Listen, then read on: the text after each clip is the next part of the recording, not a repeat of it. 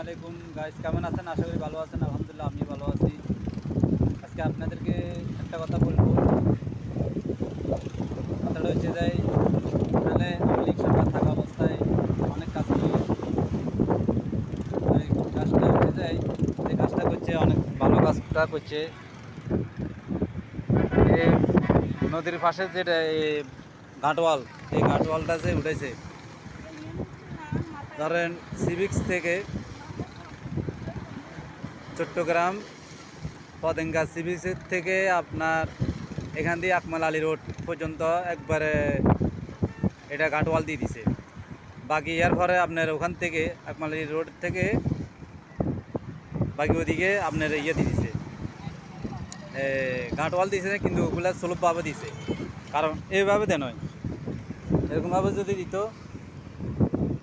তাহলে আরও সুন্দর লাগতো, তবে আরও মজুত হইতো।